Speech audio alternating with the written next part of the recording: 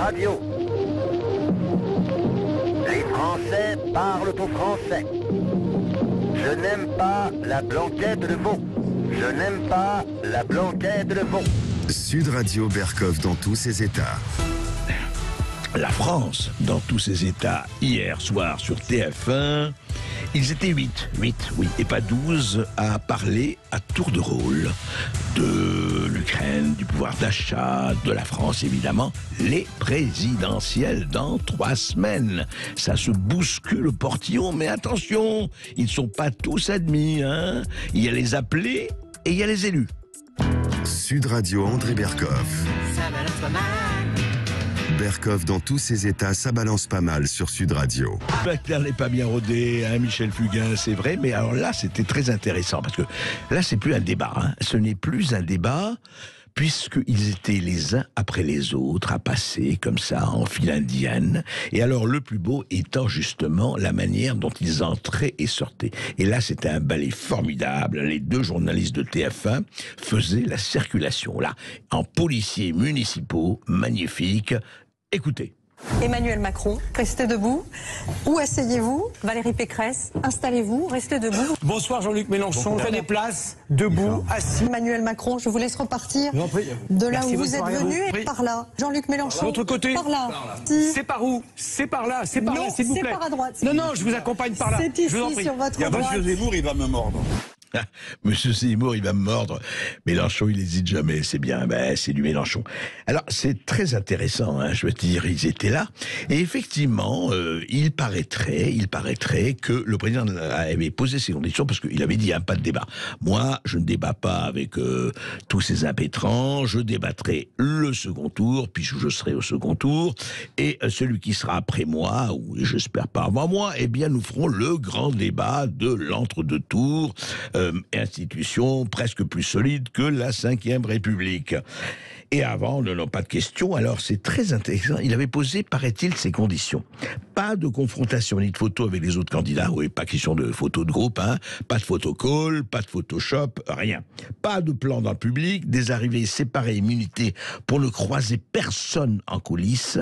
Voilà, un thème principal favorisant le tenant du titre. Enfin, c'était secret. Et en revanche, alors évidemment, c'était en fonction des élus, des parrainages et des sondages. Et oui, on temps de parole. Vous avez 30%, vous avez beaucoup plus de temps de parole que celui ou celle qui a 18%, de celle qui a 10%, 11%, etc. Intéressant, c'est intéressant, voilà. Je pensais qu'à partir du moment où il y avait les parrainages, oui, mais je pensais je suis naïf, que, en fait, ça aurait été pas mal que chaque candidat, même s'il est derrière dans les sondages, puisqu'il a eu ses parrainages, qu'il est officiel, il aurait un temps égal de parole. Ah, non, ça fait trop long, tout ça, les gens vont s'endormir, non. Alors, il y a eu 2 choses. D'abord, voilà, les uns parlent plus que les autres. Vous savez, c'est la phrase d'Orwell. Tous les hommes sont égaux, mais il y en a qui sont plus égaux que d'autres. C'est ce qui s'est passé.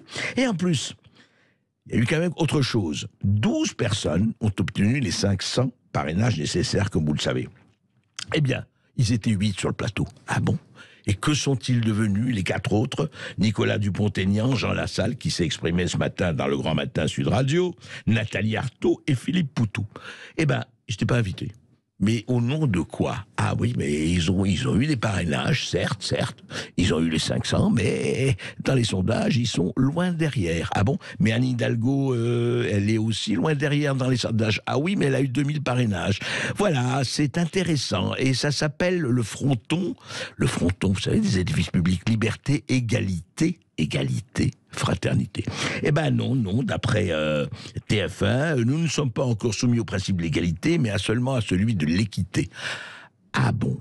Donc, ce qui s'est passé, c'est équitable, cette suite de monologues, effectivement, en fonction, de qui vous êtes, du statut, hein, puisque les sondages, c'est ça, le statut. Voilà.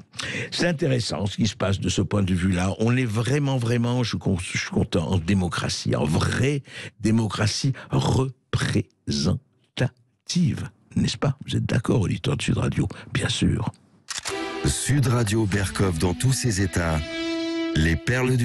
Jodassin ne savait pas à quel point sa chanson était visionnaire.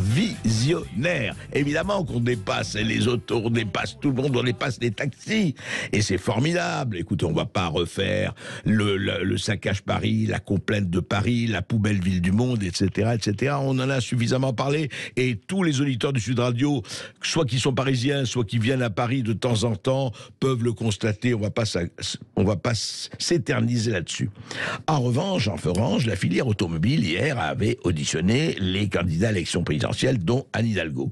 Et alors, Anne Hidalgo était reçue donc par la filière automobile, et elle a parlé, et comme d'habitude, comme je vous l'ai dit, vous le savez ici, nous sommes tellement heureux de recueillir les déclarations d'Anne Hidalgo, qui sont toujours au cime de la pensée contemporaine. Écoutez. Les jeunes dont vous parlez, alors peut-être les jeunes des territoires continuent à passer leur permis de conduire. Bien sûr, et je veux les accompagner. Et je veux les accompagner de pour ce que sont les territoires aujourd'hui. Les jeunes parisiens, et ce n'est no offense comme on dit en anglais, mais quand ils voient la circulation dans Paris aujourd'hui, et vous y êtes pour quelque chose, peut-être que c'est pour ça qu'ils n'ont pas envie de passer le permis de conduire. C'est vrai, ça roule beaucoup mieux, et surtout, ils se disent qu'à vélo, c'est beaucoup mieux encore, vous voyez. Ah, c'est magnifique. Vous avez entendu les rires de la foule. Ça roule mieux. Ah ben c'est vrai que ça roule mieux. Je vais vous dire, Anne Hidalgo doit pousser son raisonnement jusqu'au bout. Quand il n'y aura plus que 3 voitures dans Paris, qu'est-ce qu'elles vont rouler bien? Voilà. Il faut en fait garder, vous savez, comme une espèce de musée, comme ça. Rappelle-toi, grand-père, il y avait des choses qui s'appelaient des voitures, oui, avec des carrosseries. Ah bon? Ça existait, ça? Et oui, et vous allez voir, tu vas voir comme ça roule. Oh, c'est drôle. Il y avait des choses avant la trottinette, la bicyclette et la raclette. Mais oui, il y avait des choses absolument. Regarde. C'est magnifique. Qu'est-ce que ça roule mieux dans Paris, c'est vrai, Anne Hidalgo. Mais encore une fois, je trouve que vous n'êtes pas allé jusqu'au bout, mais on compte sur vous. Sud Radio Berkoff dans tous ses états. Et là, vraiment, on n'a plus du tout envie de rire. Du tout. C'est très simple. L'ex-vice-président du tribunal judiciaire de Dijon, je ne nommerai même pas son nom parce que j'ai pas envie de sentir mauvais de la bouche. Cet ex-vice-président du tribunal judiciaire avait été jugé en son absence le 18 février dernier pour instigation non suivie des faits à commettre des violences sexuelles sur sa propre fille âgée de 12 ans. Il avait proposé sur Internet à des inconnus de violer sa fille de 12 ans. Il a été effectivement condamné à un an de prison ferme. Un an de prison ferme, enfin, je ne sais pas. Vous me direz ce que vous en pensez, auditeurs du Sud Radio. Alors, on s'est dit quand même, il va faire de la prison ferme. Mais pas du tout. Il va purger cet an de prison dite ferme sous bracelet électronique à son domicile auprès de sa famille. Voilà. C'est le Parisien qui nous informait là-dessus. C'est-à-dire que ce type qui proposait sa fille de 12 ans à des inconnus a été jugé, condamné à 1 an de prison ferme. Je voudrais savoir ce que veut dire le mot ferme. Et il va le faire dans sa famille avec bracelet électronique. Tout va effectivement pour le mieux dans la meilleure des justices. Mais c'est un sentiment de justice peut-être, cher ministre? Sud Radio Berkoff dans tous ses états. Charles Trenet, je t'entendrai à la porte du garage, oui. Ça va devenir difficile, d'arriver dans sa superbe auto, je sais pas, vous voyez, vous savez que les prix du carburant, c'est pas à vous que je dirais ça, Je rappelle que les Gilets jaunes étaient dans la rue en novembre 2018 pour un plein à 1,47 € le litre de gasoil. Aujourd'hui, il est à 2,6 €, soit une hausse de 40%. Mais l'admirable Jean Castex, notre Premier ministre, a dit, attendez, à la pompe, vous allez avoir 15 centimes de baisse. C'est magnifique, 15 centimes de baisse. C'est quand même énorme, ça. C'est formidable, 15 centimes de baisse, évidemment. Avec 60% de taxes que l'État vous prend à chaque fois que vous remplissez votre... C'est formidable, quoi. Et les prix bondissent. On a vu, écoutez, en 2018, effectivement, l'évolution des taxes sur le gazole et l'essence, eh bien, elle a bondi, elle n'arrête pas, elle se multiplie. Et en attendant, eh bien, aucun problème, voilà. On va vous baisser de 15 centimes, alors que le litre de gazole a augmenté de pratiquement 50%. Mais voilà, c'est 30 centimes pour l'État, 50 centimes que vous allez payer. Voilà, écoutez, il faut saluer cette générosité magnifique de l'État, vraiment, mais comme disait l'admirable François Hollande, c'est pas cher. C'est l'État qui paye. C'est l'État qui vous fait cadeau. Et c'est vous qui payez, bien sûr.